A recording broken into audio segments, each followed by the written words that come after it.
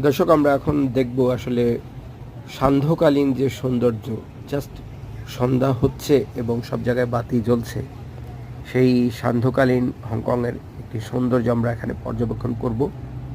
আমরা বর্তমানে দাঁড়িয়ে রয়েছি চিউনওয়ান পার্কের সামনে ঠিক, এবং এখানে একটি বার্থ তৈরি করা হয়েছে যেখানে বিভিন্ন ফেরি আসছে এবং সেখান থেকে লোকজন যাতায়াত করছে। এটা কমার্শিয়াল বেজ নয়, অ্যাকচুয়ালি প্রাইভেট ফেরিগুলি তাদের নিজস্ব যাত্রীকে পরিবহন করে আনছে এবং যারা যাচ্ছেন তারাও নির্দিষ্ট কোনো কাজে যাচ্ছেন। হতে পারে সামুদ্রিক কোনো জায়গাতে একটা কনস্ট্রাকশন সাইট চলছে, সেখানে মানুষজন কাজ করতে যাচ্ছেন এবং আসছেন। এছাড়া অন্যান্যভাবে ব্যবহৃত হচ্ছে। তো সুউচ্চ বিল্ডিংগুলি আপনারা দেখছেন বাতি জ্বলে উঠছে এখন ঠিক সন্ধ্যার সময়। তো দিনের হংকং আর রাতের হংকং ভিন্ন দৃশ্য, খুবই সৌন্দর্য।